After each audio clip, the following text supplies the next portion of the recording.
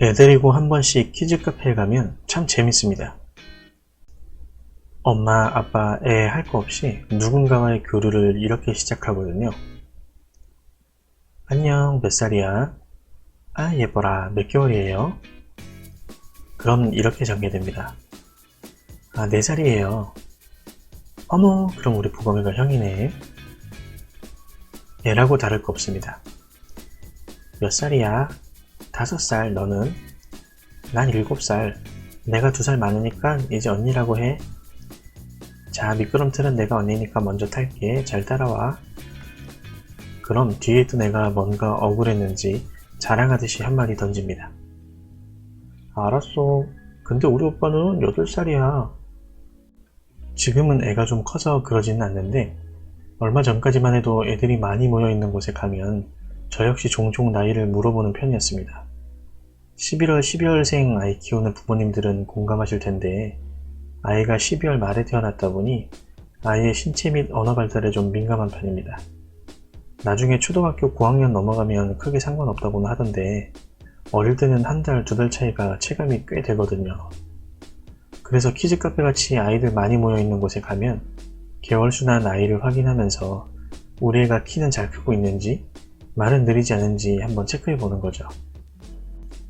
얘기가 딴 데로 샜는데 신기한 건 그 조그만 애들이 뭘 안다고 나이부터 물어본다는 겁니다. 이름은 궁금해하지도 물어보지도 않으면서 말이죠. 그러고 신분 확인이 완료되면 서로의 스탠스가 완전히 달라집니다. 동생처럼 굴면서 놀던 애가 나이를 확인한 후 어깨에 뽕이 잔뜩 들어가서 막 리드를 하기 시작하기도 하고 적극적으로 놀이를 주도하던 아이는 마치 명령만 떨어지기를 기다리는 군인처럼 수동적으로 변하기도 합니다. 왜 우리 잘 모르는 사람이랑 말다툼할 때도 그렇잖아요. 감정이 격양되면 어느 한쪽이 반드시 너 몇 살이야? 를 시전하죠. 그 뒤에 애미애비 찾는 전개 과정은 매번 뻔합니다. 지금은 없어졌지만 빠른 연생도 참 뭐하는 짓인지 모르겠습니다. 친구들끼리 모여서 꼬인 족보 따지는 거 보면 웃기는 걸 떠나 유치하기까지 합니다. 한국 사람들은 왜 그렇게들 상대방 나이를 알아내려고 할까요? 그 이유를 우리가 사용하는 언어에서 찾기도 하는데요. 바로 존댓말입니다. 영어는 존댓말 개념이 아예 없죠. 누구와 대화를 하든 기본적으로 수평적인 관계를 유지할 수 있습니다. 2인칭 대명사를 쓰지 못하는 언어가 세계 207개 중 7개 뿐이라는데 그 중 하나가 바로 한국어입니다. 우리는 누군가를 만나게 되면 나이, 학번, 직급 등의 정보를 수집해서 말의 높임과 낮춤을 선택하고 호칭을 정리합니다. 운동장에서 키 순서대로 줄 세우듯 모든 인간관계가 수직적인 구조로 시작되는 것이죠. 언어의 문제 외에도 한 다큐멘터리에서는 이런 분석도 있었습니다. 흔히들 위아래 개념이 조선시대 유교 문화에서부터 출발했다고 생각하는데 사실은 일제강점기 때부터 그런 관행이 자리 잡았다는 거죠.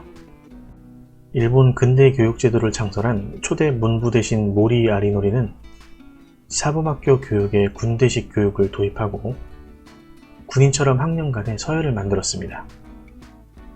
4.19 혁명 이후 조금씩 느슨해져 가던 학교 안의 서열 문화는 박정희 대통령 시절인 1968년 국민교육 헌장이 반포되면서 다시 일제강점기 사범학교의 모습으로 돌아갔습니다. 아직도 아침 조회 시간에 큰 소리로 복창하던 기억이 납니다. 우리는 민족 중흥의 역사적 사명을 띠고 이 땅에 태어났다. 옛날 사람 인증인가요? 뭐 말은 좋은데 결국 모리 아리노리의 국가교육관과 비슷합니다. 예전에 경직된 서열 문화보다는 많이 나아졌다고는 하지만 젊은 꼰대도 의외로 많습니다. 학교에서 후배가 먼저 인사하기를 기다리는 선배의 모습이나 직장에서 같은 직급임에도 귀찮은 일은 늦게 입사한 후배들에게 미루는 그런 것들이요. 왜 그럴까요? 본질은 서열화됨으로써 자연스럽게 얻어지게 되는 권위와 권리 때문일 겁니다. 단지 내가 나이가 많고 먼저 들어왔다는 이유만으로 공짜로 얻어진 이 특권을 내려놓는 게 쉽지 않아서겠죠. 윗사람이 하면 배려이고 양보이면서 아랫사람이 하는 것은 당연히 섬겨야 하는 것으로 받아들이고 하지 않으면 버릇없는 호루자식이 되는 것. 그 누구도 쥐어주지 않았지만 어딘가에 소속되면 반드시 얻게 되고 또 잃게 되는 그 특권이 만들어낸 문화인 것입니다. 서열 문화 속에서는 반드시 한쪽의 자유가 결박되고 그 반대급부로 억지 존중이 발생합니다. 수평적 언어의 사용은 복종이 아닌 질문을 만들어낸다고 합니다. 이는 모두가 반말을 쓸 거냐 존댓말을 쓸 거냐의 문제가 아니라 상호 간의 수평적인 관계에서 자연스러운 대화의 환경을 조성할 수 있느냐가 중요한 것이죠.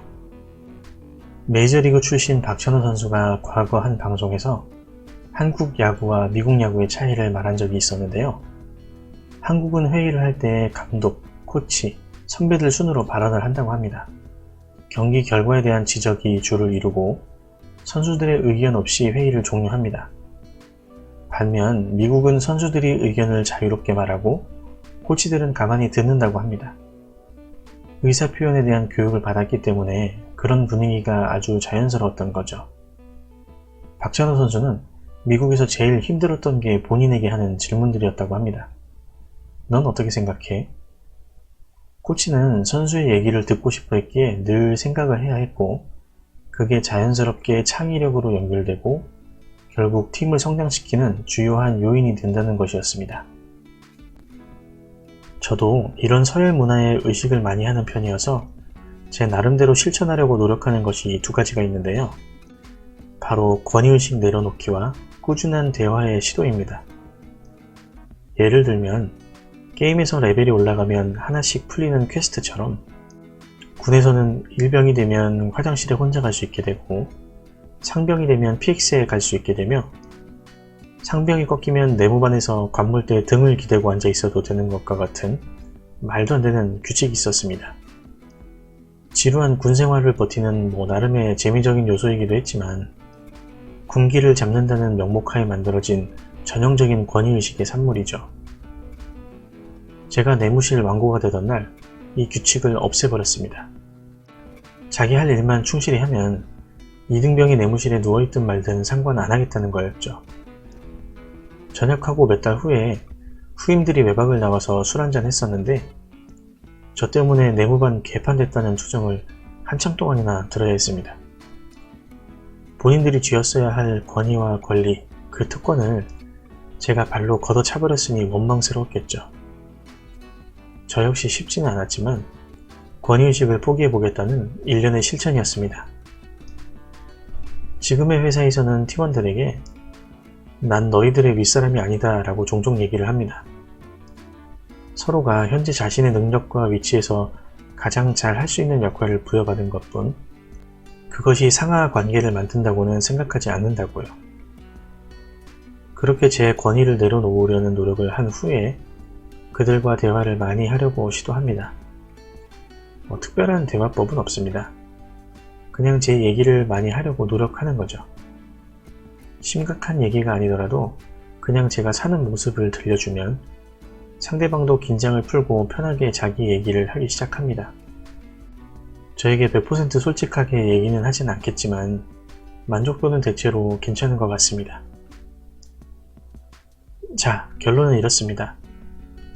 우리가 서로의 관계 속에서 좀 더 발전적인 방향을 만들어 가려면 결국 기득권자가 권위와 권리를 내려놓을 준비가 되어 있어야 하고 단순히 내려놓는 것에서 그치지 않고 수평적인 관계 속에서 대화를 통해 끊임없이 교류하려는 노력이 필요합니다.